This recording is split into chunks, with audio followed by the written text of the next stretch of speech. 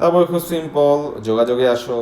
যোগাযোগ খুব ইম্পর্টেন্ট। যোগাযোগ করার পদ্ধতিকে মোটামুটি দুই ভাগে ভাগ করা হয়, একমুখী আর এটা হচ্ছে দ্বিমুখী। যখন একজন ব্যক্তি একটি প্রতিষ্ঠানে অনেকের সাথে যোগাযোগ করে, দেখো ওয়ান প্লাস, একজন ব্যক্তি ওয়ান প্লাস মানুষ বা অনেকের সাথে যোগাযোগ করে, সেই পদ্ধতিটা হচ্ছে একমুখী, যেটা ইংরেজিতে আমরা বলি ব্রডকাস্ট। যেমন নিউজ পেপারে নিউজ যখন হয় তখন কিন্তু সেটা কি হয়, ব্রডকাস্ট হয়। দেখো রেডিও টেলিভিশন তার সবচেয়ে বড় উদাহরণ, এমসিকিউ। হ্যাঁ, যে এখন বলতে পারবে রেডিও টেলিভিশন তো জানি ব্রডকাস্ট হয়, জানার পরেও সহজ, বা তারপরে এমসিকিউতে আসে, বুঝে নিবা। মাঝে মাঝে সহজ পড়াও পরীক্ষার জন্য ইম্পর্টেন্ট। এখন হচ্ছে যে যাদের জন্য অনুষ্ঠান প্রচার করা হয় তারা কিন্তু পাল্টা যোগাযোগ করতে পারে না। কোনো কোনো লাইভ অনুষ্ঠানে দর্শক বা শ্রোতাদের অবশ্যই ফোন করে যোগাযোগের সুযোগ দেওয়া হয়, যেখানে লক্ষ লক্ষ শ্রোতাদের মধ্যে দু একজন যোগাযোগ করতে পারে। কাজে সেটি আসলে একমুখী ব্রডকাস্টই থেকে যায়। ঠিক আছে, যে অনেক ক্ষেত্রে লাইভ অনুষ্ঠানে ধরো কমেন্ট নেওয়ার চেষ্টা করে যে কে কোথা থেকে ফোন করছেন, ওটা সাময়িক সময়ের জন্য। বাট 99% সময়ই টিভি থেকে যা বলে তা শুধু তুমি শুনতে পাও, তোমার কথার সাথে কিন্তু সে কোনো পাল্টা কোনো শোনেও না, তোমার কথার পাল্টা জবাবও দেয় না। বাট হ্যাঁ, এখন যেটা ইন্টারেক্টিভ করার জন্য 1% বা 2% সময়ে তোমার থেকে কিছু কমেন্ট নেয়, কমেন্ট পড়ে, অথবা তোমার সাথে ফোনে কথা বলে। বাট তারপরে যদি 99% ক্ষেত্রে এটা একমুখী হয়, এই জন্য এইগুলোকে আমরা কিন্তু ব্রডকাস্টই বলবো। ঠিক আছে, তো এই সূক্ষ্ম পার্থক্যটা বুঝতেছে তো, যে আগে রেডিও টেলিভিশনে সব ব্রডকাস্ট হইতো, এখন মাঝে মাঝে একটু ফোনে কথা বলে। দর্শকের সাথে কথা বলা মানে তো দুমুখী হয়ে গেল। বাট হলেও যেহেতু 99% ক্ষেত্রে একমুখী থাকতেছে, তোমার সাথে জাস্ট কয়েকজনের সাথে কথা বলে বা কমেন্ট নেয়, সেইটাকে আমরা দ্বিমুখী বলতেছি না, সেটাকে আমরা ব্রডকাস্ট বা একমুখী বলতেছি। তাহলে ব্রডকাস্ট মানেই কিন্তু একমুখী। ওকে, তো প্রক্রিয়াভেদে যোগাযোগ বিভিন্ন রকম হতে পারে। মৌখিক, মুখে মুখে লিখিত হইতে পারে, অমৌখিক হইতে পারে, অনেক সময় সংকেতের সাহায্যে যোগাযোগ হতে পারে। অমৌখিক মানে হচ্ছে সাইন ল্যাঙ্গুয়েজ। ধরো যে যারা বোবা বা কথা বলতে পারে না, তারা কিন্তু হচ্ছে হাত দিয়ে বিভিন্ন সিগন্যাল দিয়ে হচ্ছে কথা বলতে পারে, এইটাকে বলা হয়েছে। তো এখন দেখো এরপরে একটা পার্ট পুরো প্যারাতে অপারেশন জ্যাকপট নিয়ে বলছে। তো তোমরা বাঙালি হিসেবে সবার এক অপারেশন জ্যাকপট সম্পর্কে জানা দরকার। সেটা হচ্ছে 1971 সালে 15 আগস্ট দিবাগত রাত 2:15 প্রচণ্ড বিস্ফোরণে চট্টগ্রাম বন্দর কেঁপে উঠছে। তো এটা খুবই ইন্টারেস্টিং একটা বিষয়, তোমরা অপারেশন জ্যাকপট সম্পর্কে কিছুটুকু জানিয়ে নিও। তো এইখানে যেটা করে যে হচ্ছে তোমার পাকিস্তানি যে তোমার জাহাজগুলা রসদ নিয়ে হচ্ছে পাকিস্তানে নদীপথে আসতেছিল, তো তাদের ওই জাহাজগুলার অস্ত্র ডিরেক্ট হচ্ছে বাংলাদেশে প্রবেশ করার আগে, এবং তাদের আরও কিছু জাহাজ যেটা হচ্ছে দেশের দিকে আসতেছিল অস্ত্র নিয়ে, তো সেইটা প্রিভেন্ট করার জন্য তোমার হচ্ছে একদম মধ্যরাতে হচ্ছে পানিতে নেমে তোমার হচ্ছে অনেক ধরনের হচ্ছে বোমা হচ্ছে ফিট করে হচ্ছে একসাথে সবগুলো হচ্ছে বোমা দিয়ে হচ্ছে বিস্ফোরণ করে দিছিল, যার কারণে ধরো পাকিস্তানি আর্মিরাও হচ্ছে ভয় পেয়ে গেছে যে এখানে আমাদের জাহাজগুলো ভেঙে দিছে, তো যারা নতুন আসতেছিল তারা হচ্ছে আর আসে নাই। তো এইটা নিয়ে হচ্ছে অপারেশন জ্যাকপট। আমি হচ্ছে একটু এদিক সেদিক হইতে পারে, তো এই জন্য তোমরা একটু ভালো করে বই থেকে একটু পড়ে নিও, কিছুটুকু ভুল থাকতে পারে, বাট আমি জাস্ট হচ্ছে থিমটা দিলাম। তো এইখানে এটা কেন বলছে, কারণ অপারেশন জ্যাকপট কখন হবে, তখন তো আর ফোন ছিল না। তো তখন রেডিওতে একটা হচ্ছে যে গান, যেটা হচ্ছে পঙ্কজ মল্লিকের একটা গান, যে 13 আগস্ট পঙ্কজ মল্লিকের একটা গান গাওয়া হয়েছে যে আমি তোমায় যত শুনিয়েছিলাম গান। তো সেই গানটি ছিল একটা সংকেত, যে নৌ কমান্ডাররা বুঝতে পারছে যে তখন এদেরকে কী করতে হবে, আঘাত করতে হবে, অর্থাৎ অপারেশন জ্যাকপটটা চালাইতে হবে। তো এইটা অবিশ্বাস্য মনে হতে পারে, বাট এটাই সিগন্যাল ছিল, ফোন ছিল না, যে আমি রেডিওতে থেকে, কারণ রেডিওর ভিতরে তখনও তো অনেক বাঙালি ছিল, যে তাদেরকে বলা হয়েছিল যে তোমরা একটা নির্দিষ্ট সংকেত দেওয়ার জন্য আমরা এই গানটা চালাবো, যদি এই গানটা শুনতে পারো তোমরা অপারেশন জ্যাকপটটা চট্টগ্রামে হচ্ছে চালাই দিবা। এবং এটা একদম সাকসেসফুল ছিল, 0 ক্যাজুয়ালিটিতে আমরা হচ্ছে তাদেরকে হচ্ছে এই অপারেশন জ্যাকপটটাতে হচ্ছে হারাই ফেলছিলাম। তো এটা এখানে বলছে, তো এটা তো বেসিক বাংলাদেশের হিসেবে তোমাদের জানাই উচিত। তো রেডিও বা টেলিভিশনের মাধ্যমে অনেক দূরে তথ্য পাঠানো যায়। তথ্য প্রযুক্তির যুগান্তকারী উন্নয়নের জন্য আজকাল রেডিও বা টেলিভিশনের অনুষ্ঠানে একটা বিশাল পরিবর্তন আসছে। টেলিভিশনের 2-1টি চ্যানেলের পরিবর্তে এখন শত শত চ্যানেল দেখা সম্ভব। বাংলাদেশে বসেই একজন সারা পৃথিবীতে অনেক টেলিভিশন চ্যানেল দেখতে পারে। শুধু যে আমরা অসংখ্য চ্যানেল দেখতে পারি তা নয়, সারা পৃথিবীর যে কোনো প্রান্তে ঘটে যাওয়া গুরুত্বপূর্ণ ঘটনাগুলি কিছুক্ষণের মধ্যে চ্যানেলগুলোতে দেখাতে পারে। ব্রডকাস্ট পদ্ধতির যোগাযোগের আরও উদাহরণ হচ্ছে খবরের কাগজ এবং ম্যাগাজিন। তোমরা কি জানো যতই দিন যাচ্ছে ততই অনলাইন পত্রিকা বৃদ্ধি পাচ্ছে। তা দেখার জন্য যে শুধু কম্পিউটার লাগে তা নয়, মোবাইলেই হচ্ছে দেখা যায়। খুবই সহজ ভাষায় হচ্ছে যোগাযোগের জন্য একমুখী কমিউনিকেশনটা নিয়ে এখানে বলা হয়েছে। সো যোগাযোগের একমুখী পদ্ধতির সম্পূরক রূপটি হচ্ছে দ্বিমুখী যোগাযোগ। তো এখানে আমি তোমাদের কোশ্চেন করি, সম্পূরক কি? তো সম্পূরক বলতে অলওয়েজ মনে রাখবা যে সম্পূরক দিয়ে আমরা আসলে কি বুঝাই, যে এমন জিনিস যেটা অন্য কিছুকে কমপ্লিট করবে। কীরকম? ধরো আমি বললাম যে 100 টাকা, তার মধ্যে আমি 40 টাকা দিলাম, তাহলে 40-এর সম্পূরক হবে 60। অর্থাৎ তুমি 40-এর যখন সম্পূরক বললাম তখন 60 হয়ে গেছে, কারণ দুইটা মিলে 100-তে চলে যাবে। তো তেমনি ধরো পুরো কমিউনিকেশন দুইটা পার্টে বিভক্ত, তো একটা যখন একমুখী হয়ে গেল, আরেকটা দ্বিমুখী যুক্ত করতে পারলেই তো তোমার পুরো কমিউনিকেশনটা চলে আসছে। তো সম্পূরকের আরও ভালো কিছু ডেফিনেশন আছে, যেমন আমি যদি তোমাকে বলি যে লাল কালারের সম্পূরক কি বা সম্পূরক বর্ণালী কি, খুব সিম্পল। দেখো এখানে আমি একটা শব্দ বললাম যে সম্পূরক বর্ণালী। দেখো এটা শুধু আইসিটির জন্য না, এটা সবসময় তোমাদের লাগবে। তো লাল কালারের সম্পূরক বর্ণালী কি? দেখো আলোতে 7টা কালার থাকে, সাদা রঙের 7টা কালার থাকে, তো তুমি যদি লাল বাদ দাও বাকি 6টা হচ্ছে সম্পূরক বর্ণালী। সিম্পল। অর্থাৎ 100 থেকে একটা জিনিস বাদ দিলে বাকিটাই হচ্ছে মিলায়াত, যেটা কমপ্লিট করবে। যেমন এখানে 7টা রঙের বর্ণালী কমপ্লিট হয়, তার মধ্যে তুমি লাল বাদ দিলে বাকি 6টা মিলায় হচ্ছে সম্পূরক। হলুদের সম্পূরক বলে হলুদ বাদে বাকি 6টা কালার, তো তখন ওই সম্পূরক বর্ণালীর মধ্যে লাল হচ্ছে চলে যাবে। তাহলে সম্পূরক মানে হচ্ছে যেই জিনিসটা পুরা জিনিসটাকে কমপ্লিট করবে একটা জিনিসকে, ঠিক আছে? যখন আমি এখানে বললাম যে একমুখীর সম্পূরক, তার মানে একমুখী বাদে যোগাযোগের বাকি যতটুকু আছে সেটা হচ্ছে দ্বিমুখী যোগাযোগ। ঠিক আছে, ছোটোখাটো এই জিনিস আমরা আলোচনা করতে থাকবো, প্যারা নেই। তো যার সবচেয়ে ভালো উদাহরণ হচ্ছে টেলিফোন, এবং আমি এটা একটু মুছে দিই কারণ আমরা এখানে বর্ণালী করতে আসিনি। তো তোমরা সবাই জানো টেলিফোনে দুজন একই সাথে পরস্পরের সাথে যোগাযোগ করতে পারে। মাত্র এক যুগ আগেও মোবাইল বাংলাদেশে শুধু সচ্ছল ও ক্ষমতাবান মানুষদেরই কিছু ছিল, বাট এখন তো বুঝোই সকল মানুষের কাছে থাকে।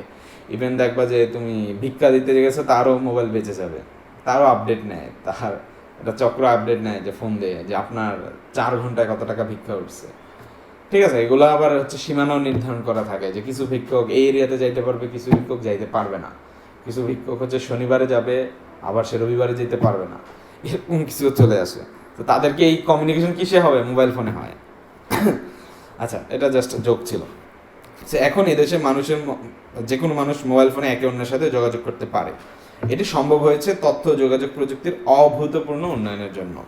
বাংলাদেশে বিশাল জনগোষ্ঠী দেশের বাইরে থেকে কাজ করে, আমাদের অর্থনীতিকে সমৃদ্ধ করে। এখন তাদের আত্মীয় স্বজন ইচ্ছে করলেই তাদের সাথে যোগাযোগ করে কথা শুনতে পারে কিংবা দেখতে পারে, আর এই কাজটি করা সম্ভব হচ্ছে আইসিটির জন্য। তো এখানে বেসিক্যালি হচ্ছে প্রবাসী ভাইদের নিয়ে কিছু বলা হয়েছে। তো তোমাদের জন্য আমার একটা কোশ্চেন, সেটা হচ্ছে বলো তো প্রবাসীর ইংরেজি কি? মানে আমি অনেককে দেখলাম যেটা পারে না। আমি চাই আমার বাচ্চারা যারা এখন শিখতেছে, তুমি যদি আমার স্টুডেন্ট হও, তোমার মধ্যে অনেক কিছু ইমপ্রুভমেন্ট আসতে হবে। তো এরকম ছোটোখাটো জিনিস তোমাকে পারতে হবে। বলো প্রবাসী ইংরেজি কি? কমেন্ট করবা, ঠিক আছে? এরপরে আসো যে একসময় মানুষের নামটি ছিল পরিচয়, এখন নামের পাশাপাশি আরেকটি পরিচয় খুব গুরুত্বপূর্ণ হয়েছে, সেটা হচ্ছে ইমেল অ্যাড্রেস। ইমেলের নাম তো শুনছো, দেখবা যে অনেক ওয়েবসাইটে লগ ইন করতে গেলে ইমেল চায়। সো আগে মানুষের নামই ডাকা হইতো, বাট এখন যারা বিজনেস পিপল তারা সব কমিউনিকেশন ইমেলে করে। তার মানে তার নাম মনে না থাকলেও তার ইমেল অ্যাড্রেসটা মনে রাখতে হয়। তো এইটাকেই বলা হয়েছে যে একটা নিকনেমের মতো হয়ে গেছে, যে দরকার হলে যে আমরা যেরকম একটা নিকনেম বা ডাকনাম বলি, সো ইমেল অ্যাড্রেস হচ্ছে এখন অনেকটা ডাকনাম হয়ে গেছে। সো কয়েকটি অক্ষর ও বিশেষ চিহ্ন দিয়ে ইমেল অ্যাড্রেস তৈরি করা হয় এবং এটিতে পৃথিবীর যে কোনো জায়গা থেকে যে কোনো মানুষ যোগাযোগ করতে পারে। তোমরা নিশ্চয়ই এতদিনে জেনে গেছো পৃথিবীর মানুষের ভেতর এখন যোগাযোগের বেশিরভাগই হয়ে থাকে ইমেইলে। সো তথ্য যোগাযোগ প্রযুক্তির অন্যতম একটি বিষয় হলো সামাজিক যোগাযোগ মাধ্যম। আজকাল সামাজিক নেটওয়ার্ক ব্যবহার করে একজন একই সময়ে অনেকের সাথে যোগাযোগ করতে পারে, সংগঠিত হতে পারে, এমনকি সংগঠিত হয়ে দেশের বিভিন্ন উন্নয়নমূলক কাজও করতে পারে। যেমন ধরো আমি জানি কিনা যে তোমাদের দেখবে যে বিডি ক্লিন নামে একটা হচ্ছে কাজ হইতো, তোমার বিডি ক্লিন। তো তারা হচ্ছে ফেসবুকেই জানান দিয়ে সবাইকে এক জায়গায় হচ্ছে একটা নির্দিষ্ট এরিয়াতে নিয়ে আসতো, নিয়ে এসে একটা এরিয়ার নির্দিষ্ট ময়লাগুলোকে একদম ধরে সবগুলো শেষ করে ফেলতো, মুছে ফেলতো বা পরিষ্কার করে ফেলতো। তো এই জিনিসগুলো কিন্তু আইসিটির কারণে সবাইকে সংঘবদ্ধভাবে একটা উদ্দেশ্য দিয়ে, একটা পারপাস দিয়ে একসাথে করা যেতে পারে। তো কাজেই তোমরা নিশ্চয়ই বুঝতে পারছো, তথ্য প্রযুক্তির সারা পৃথিবীর সকল মানুষের ভেতর যোগাযোগটা বাড়িয়ে দিয়েছে। এখন নতুন পৃথিবীর জন্ম দিতে শুরু করছে, যেখানে ভার্চুয়াল জগতে সবাই সবার পাশে দাঁড়িয়ে আছে। ভার্চুয়াল জগৎ অর্থাৎ কাল্পনিক যে জগৎ, ঠিক আছে, এটা কিন্তু আইসিটির কারণে পসিবল হয়েছে। যেমন ধরো তোমার বন্ধু তোমাকে সামনে থেকে বলতো কেমন আছো, এখন ফেসবুকে তোমার ফ্রেন্ড মেসেজ দিল কেমন আছো, মেসেজ না দিয়ে ফোন দিল, তো মনে হবে কাছাকাছি আছে, কিন্তু সে কিন্তু তোমার বাসার বা তোমার সামনে কিন্তু নাই। এই যে একটা বাস্তবিক একটা অনুভূতি দিতেছে, এই জগৎটাকে এই জন্য আমরা বলি ভার্চুয়াল জগৎ। মানে বাস্তবের জগতের মতোই, কিন্তু এটা বাস্তবে হচ্ছে না, প্রযুক্তির মাধ্যমে হচ্ছে। তো এইটাকে আমরা বলি হচ্ছে ভার্চুয়াল ওয়ার্ল্ড। তো তোমরা হয়তো জেনে থাকবে, ভিন্ন ভিন্ন ভৌগোলিক দূরত্বে অবস্থান করে ভার্চুয়াল জগতে ইন্টারনেটে সভা বা সম্মেলন করে বা সেমিনার আয়োজন করে, ভার্চুয়াল ক্লাসরুম তৈরি করা যায়, ব্যবসা বাণিজ্যের ক্ষেত্রে প্রতিষ্ঠানের কর্মীদের মধ্যে সভা করা। টেলিমেডিসিন খুব ইম্পর্টেন্ট একটা বিষয়, যে টেলিমেডিসিন হচ্ছে অনলাইনের মাধ্যমে তুমি যদি কোনো চিকিৎসা সেবা নাও, এটাকে আমরা টেলিমেডিসিন বলি, অনলাইনের মাধ্যমে চিকিৎসা সেবা। তো রোগী হসপিটালের ক্ষেত্রে সভা করা, সামাজিক যোগাযোগ ক্ষেত্রে কমিউনিটির মধ্যে ভার্চুয়াল গেট টুগেদার করা ইত্যাদি ওয়েব কনফারেন্সিং প্রযুক্তি ব্যাপকভাবে ব্যবহৃত হয়। ওয়েব কনফারেন্সিং বলতে ইন্টারনেটে বিভিন্ন মিডিয়া, যেমন ওয়েব কনফারেন্সিংয়ে যেটা হয় যে তোমার কথা মানে অডিও, তোমার চেহারা বা ভিডিও উভয়, web seminar, webcast, web meeting সব বিভিন্ন ধরনের অনলাইন কনফারেন্সিংকে বোঝায়। সো ওয়েব কনফারেন্সিং কাকে বলে, এইটা পরীক্ষায় আসতে পারে, ঠিক আছে, এটা হচ্ছে কয়ের জন্য আসতে পারে, এটা আমি একটু লিখে দিই। ওকে, তো এখন এটা বুঝতেই পারতেছো যে ঢাকারই যদি তুমি এক প্রান্ত থেকে আরেক প্রান্তে যাও, তোমার জ্যামের জন্য লাগবে 3 ঘন্টা, কিন্তু কাজটা হচ্ছে ওই মানুষের সাথে 20 মিনিট কথা বললেই হবে। তুমি অনলাইনে আমরা জুম বা গুগল মিট দিয়ে করে ফেলতে পারি। তো এইটাই ওয়েব কনফারেন্স হিসেবে বলছে আর কি। তো সবাই অংশগ্রহণকারী ভিন্ন ভৌগোলিক দূরত্বে থাকা সত্ত্বেও ভিডিও কনফারেন্সিং সফটওয়্যার তাদের মুখোমুখি সাক্ষাৎ হওয়ার সুযোগ সৃষ্টি করে দিচ্ছে। অন্যদিকে অডিও কনফারেন্সিং সফটওয়্যার যেমন টেলিফোনের তুলনায় কম ব্যয়ে ফোন করা বা টেলিকনফারেন্সিং করার সক্ষমতা তৈরি করে। তো এখন হচ্ছে তোমার স্মার্টফোন, ট্যাব, আধুনিক ল্যাপটপ, ইন্টারনেট সংযোগ, ওয়েব ক্যামেরা, মাইক, স্পিকার ইত্যাদি এখন বিল্ট ইন মানে কি, যে এই ডিভাইসগুলোর সাথে তৈরি হওয়ার সময় এই সব কিছু হচ্ছে দিয়ে দেয়, এই প্রযুক্তিগুলো মার্চ করা থাকে। সো এই বিল্ট ইন অবস্থায় থাকার ফলে সহজেই ওয়েব কনফারেন্সিং সফটওয়্যার ব্যবহার করতে পারি, যেগুলো সবই তো আছে, মাইক, ক্যামেরা, অডিও দেখা, ডিসপ্লেতে দেখা। তবে ডেস্কটপ কম্পিউটার হলে কিছু জিনিস থাকে না, তখন তোমাকে ইন্টারনেট আলাদা কানেক্ট করতে হয়, যেটা হচ্ছে আমরা network interface card, NIC card হচ্ছে কানেক্ট করি। তারপর ওয়েব ক্যাম আলাদা নিতে হয়, হেডসেট যেটা হচ্ছে মাথায় আমরা বসায় রাখি, এটা হচ্ছে হেডসেট। তখন হেডসেট, আরেকটা হচ্ছে ইয়ারফোন, দুটোর মধ্যে পার্থক্য আছে, এটাও তোমাদের জানতে হবে। হেডসেট আর ইয়ারফোন বাংলাদেশের ম্যাক্সিমাম মানুষ এক করে ফেলে। এখন দেখো কি সুন্দর না, এটাকে বলে ইডেইটিং। সো অনেকে হচ্ছে এই মিনটা ধরতে পারো, না ধরলে সমস্যা নেই। তো এখন হচ্ছে ওয়েব কনফারেন্সিং সফটওয়্যারের বৈশিষ্ট্য, ভিডিও কনফারেন্সিং করা যায়, অডিও কনফারেন্সিং করা যায়, ভিডিও স্ট্রিমিং করা যায়। তুমি তোমার স্ক্রিন শেয়ার দিয়ে, তোমার মোবাইলে কিছু দেখাইতে চাইলে তুমি হচ্ছে ডিরেক্ট স্ক্রিন শেয়ার দিয়ে মোবাইলের ভিতরে ফোল্ডারে যায়, অ্যাপ্লিকেশনের ভিতরে যায় তুমি হচ্ছে মিটিংয়ে বলতে পারো। তারপরে হচ্ছে স্লাইড শো দেখানো পসিবল হয়, ফাইল, স্ক্রিন ও অ্যাপ্লিকেশন শেয়ার করা যায়, যে তুমি চাইলে একটা ফাইল সবাই যাতে একসাথে ভিডিওতে দেখতে পারে সেই ব্যবস্থাও করা থাকে। তারপর অভ্যন্তরীণ বার্তা বা মেসেজ বা যেটাকে আমরা বলি চ্যাট করা যায়, যে স্যার বুঝি নাই, বুঝাই দেন, স্যার এটার অ্যান্সার কী হবে, স্যার তোমার চ্যাট দেখে তোমার অ্যান্সারটা বলতে পারে। তারপর ধরো হোয়াইট বোর্ড থাকে, যেটা হচ্ছে মিটিংয়ের মধ্যেই হচ্ছে আঁকা পড়ানো যায়। তফসিলযুক্ত সভা ও ক্যালেন্ডার এক করা যায়, সবার গোপনীয়তা রক্ষা করা বা এনক্রিপ্ট করা যায়। তো এখানে একটা জিনিস আমি একটু ক্লিয়ারলি বুঝাই যে এনক্রিপশনটা কীভাবে কাজ করে। ধরো তোমার ডাটাকে যদি আমি এনক্রিপ্ট করি, এটা এমন একটা চেহারা হবে যে এটা দেখে আর বোঝা যাবে না। তো এই এনক্রিপ্টটা আবার যখন ইউজারের কাছে যাবে, দেখো এই ডেটাটা হচ্ছে তুমি পাঠাইছো তোমার ফ্রেন্ডকে একটা মেসেজে ধরো দিয়ে দিলে একটা পাসওয়ার্ড। কোনো হ্যাকার যদি মেসেজ দেখে ফেলে, তাহলে তোমার পাসওয়ার্ডটা ধরে ফেলবে যাওয়ার সময়। তো তখন আমরা যেটা করি যে তোমার হচ্ছে যে এনক্রিপশন চালাই দিই, এনক্রিপশন অ্যালগোরিদম চালাইলে তোমার এখানে এই ডেটাটা হচ্ছে একটু চেহারাটা চেঞ্জ হয়ে যায়, এমন চেঞ্জ হয়ে যায় যে এই টেক্সটটা আর কেউ ধরতে পারে না। ধরো তোমার এখানে ছিল আইসিটি, এই এনক্রিপ্ট হয়ে এটা হয়ে গেল পার্সেন্ট সি, তারপরে হচ্ছে ধরো পার্সেন্ট ডি, তারপরে ধরো হচ্ছে হ্যাশ।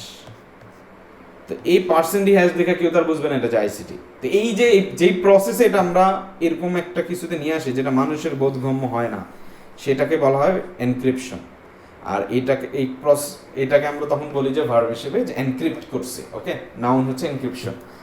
দেন তোমাকে ধরো এই মেসেজটা তো চাইতে হবে যে তুমি আইসিটি পাঠাইলা, তোমার ফ্রেন্ডদের কাছে হচ্ছে পার্সেন্ট ডি হ্যাশ হইলো, ডিক্রিপ্ট হয়ে তো আবার হচ্ছে তোমার ফ্রেন্ডের কাছে আইসিটি যাইতে হবে, নাহলে তোমার ফ্রেন্ড তো তোমার মেসেজটা বুঝতে পারবে না। তো এই পুরো প্রসেসটাতে ডেটা এনক্রিপ্ট হয়, আবার ডিক্রিপ্ট হয়ে আগের মেসেজ আসে, দেন ওই ডাটাটা তোমার ফ্রেন্ডের মোবাইলে হচ্ছে যায়। তাহলে তুমি এখান থেকে মেসেজ পাঠালে এমন, আর M2 কাছে হচ্ছে মেসেজটা যাইতে হবে। এই জায়গাতে এনক্রিপশন হয়, ডিক্রিপশন হয়, এটা খুবই ইম্পর্টেন্ট। তো এটা করলে কি হবে, যে ধরো তুমি মিটিংয়ে যখন কথা বলতেছো, তোমরা যে কথা বলতেছো এটা যখন ইন্টারনেটে যায় তখন এই কথাটা কেউ বুঝতে পারবে না, কারণ ডাটাটা তখন এনক্রিপ্ট করা অবস্থায় থাকবে। বাট তোমার ফ্রেন্ডের মোবাইলে যায় যখন এই কথাটা আবার আসবে মিটিংয়ে, তখন এটা ডিক্রিপ্ট হয়ে মেইন মেসেজে চলে আসবে। তো এটা খুবই খুবই ইম্পর্টেন্ট। তারপর হচ্ছে সবার রেকর্ডের হচ্ছে সুবিধা থাকে। তো এইখানে হচ্ছে আমরা যে রেকর্ড করতে পারি, অডিও ভিডিও আলাদা করেও করা যায়, একসাথেও করা যায়। আর জনপ্রিয় কিছু ওয়েব কনফারেন্সিং টুল এটা এমসিকিউতে থাকবে। এর মধ্যে এগুলো হচ্ছে যে জুম সবাই জানি, ফেস টাইম যেটা ধরো আইফোনে থাকে, তারপর ফেসবুক মেসেঞ্জার, রুম থাকে, তারপর মাইক্রোসফটের টিম আছে, সিসকোর ওয়েবএক্স, দেখো সিসকোর ওয়েবএক্স মাথায় রেখো, স্কাইপ, গুগল মিট। তো চিন্তা করে দেখো এই সেম কোশ্চেনটা যে কোনটি মিটিং প্ল্যাটফর্ম, তারপরে হচ্ছে এইটা ধরো হচ্ছে তোমার অ্যাডমিশন আইসিটি তো কোন এক সময় চলে আসছে, মানে চিন্তা করে দেখছো 8-9 কিন্তু এগুলো পারার কথা।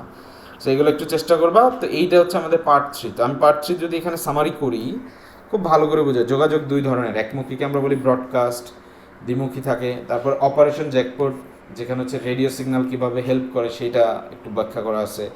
একমুখী যোগাযোগের কমপ্লিমেন্ট বা সম্পর্ক হচ্ছে দ্বিমুখী, যেটা বললাম যেটা পুরাটা যোগাযোগকে কমপ্লিট করে। মানুষের ইমেল এখন অন্য নাম বা নিকনেম হিসেবে থাকে। ভার্চুয়াল জগতে হচ্ছে একটু বানানটা ভুল। তারপর দেখো টেলিমেডিসিন, যেটা বললাম যে অনলাইনের মাধ্যমে কোনো চিকিৎসা সেবা নেয় হচ্ছে টেলিমেডিসিন। তারপরে ওয়েব কনফারেন্সিংয়ের কিছু বৈশিষ্ট্য থাকে। তো ওয়েব কনফারেন্সিংয়ে ভিডিও কনফারেন্সিং করা যায়, অডিও করা যায়, ভিডিও স্ট্রিমিং করা যায়, slide show, text message, white board, encrypt করা, রেকর্ডিং। সো এর মধ্যে আমি বলছিলাম যে তোমার কনফারেন্সিং সফটওয়্যারগুলো আমাদের মাথায় রাখবা, Zoom, FaceTime, Facebook Messenger, room, Microsoft team, সিসকোর ওয়েবএক্স, স্কাইপ, গুগল মিট। এটা এমসিকিউর জন্য ইম্পর্টেন্ট। এখন এখানে আমি হচ্ছে একটা জিনিস আবারও ক্লিয়ারলি এনক্রিপশনটাকে তোমাকে বুঝাই দিতে চাই যে হোয়াট ইজ এনক্রিপশন। তোমাকে একদম ধরে ধরে একে একে আমরা হচ্ছে চলো একটু বোঝানোর চেষ্টা করি। ধরো তুমি হচ্ছে পার্সন 1 একটা মেসেজ দিছো, যেটা বললাম যে আইসিটি। এখন এইটা আছে তোমার ডিভাইসে, ধরো এটা হচ্ছে ডিভাইস 1। তোমার ফ্রেন্ডের কাছে একটা ডিভাইস আছে, সেটা হচ্ছে ডিভাইস 2, সে হচ্ছে পার্সন 2। এখন পার্সেন্টেজের ডিসপ্লের মধ্যে আইসিটি লেখাটা যাবে। এখন প্রথম দিকে যেটা হয়তো, ধরো আমি এখান থেকে এখানে কোনো একটা তারের মাধ্যমে পাঠাইলাম বা ওয়াইফাই দিয়ে পাঠাইলাম বা তারবিহীন মাধ্যমে পাঠাইলাম, যেভাবে পাঠাই পুরা পথে হচ্ছে আইসিটি আইসিটি আইসিটি এরকম করে যাইতো। সো কোনো একটা চোর, ধরো এই যে এখানে রেড সিগনালে আমি হচ্ছে একটা চোরকে নিয়ে আসলাম, এই চোর হচ্ছে এখানে বসে সে যেটা করলো যে তোমার এই চ্যানেলের মধ্যে ইন্টারসেপ্ট করলো, সে দেখার চেষ্টা করলো। এখন তুমি ফ্রেন্ড পাঠাইছে আইসিটি, যাচ্ছেও আইসিটি, ঠিক আছে। তো এ যখন আসলো, সে যখন ইন্টারসেপ্ট করে দেখতে পারবে আরে আইসিটি পাঠাইছে, সো গুরুত্বপূর্ণ কিছুতে কিন্তু অনেক বড় ইস্যু হয়ে যাবে। তো তখন যেটা করে যে আমরা নতুনভাবে একটা অ্যালগোরিদম নিয়ে আসি যে আমরা হচ্ছে সিকিউর ওয়েতে পাঠাবো। সিকিউর ওয়েতে এখানে যেটা থাকবে যে আইসিটি বের হওয়ার সময় এইখানে একটা এনক্রিপশন অ্যালগোরিদম থাকবে। এনক্রিপশন তোমার এই আইসিটিটাকে কনভার্ট করে, যেটা আমি একটু আগে র্যান্ডম বলছিলাম যে একটা ধরো পার্সেন্ট ডি হ্যাশ এরকম কিছুতে কনভার্ট করে ফেলবে। তারপর এইটা যখন একদম ইউজারের কাছে আসবে তখন এটা হচ্ছে ডিক্রিপ্ট হবে, ঠিক আছে? ডিক্রিপ্ট হলে সে যা দেখবে যে ওই মেসেজটা আবার আইসিটিতে কনভার্ট হয়ে যায়। তার মানে এখান থেকে বের হওয়ার পর আর কোনো আইসিটি কোথাও নাই, এখানে প্রবেশের আগেও আইসিটি কোথাও নাই। তাহলে সে শুধু জানে যে আমি পাঠাইছি আইসিটি, সে শুধু জানে আমি পাঠাইছি আইসিটি। তো এখানে যেটা হয়েছে আইসিটি থেকে এই নাম্বারে আসলো, এটা হচ্ছে এনক্রিপশন, আবার তার কাছে রিভার্স আইসিটিতে গেলে এটা হচ্ছে ডিক্রিপশন, এনক্রিপশন ডিক্রিপশন। যখন এই যে ডাটা ট্রান্সফারের এই চ্যানেলটা সিকিউর থাকে তখন আমরা বলি যে এটার মধ্যে হচ্ছে কি আছে, এনক্রিপশন এনেবল। ওকে, তো এই ঘটনাটাই ধরো এখানে সহজ করে বলা আছে। তো আমি চাই যে তোমরা মাত্র এইটা পড়ো কিন্তু তোমরা এনক্রিপশন পারো। এইটা কি তোমরা পুরো সৃজনশীলে আসলে এই সিকিউরিটিটা ব্যাখ্যা করতে পারবা পার্সন টু একদম এক্সাম্পল দিয়ে দিই, আমি এই জন্য ভেঙে দেখাইলাম। আমার বিশ্বাস তোমরা পারবে। ওকে, তো এইভাবে কিন্তু আমাদের পার্ট 3 পর্যন্ত শেষ।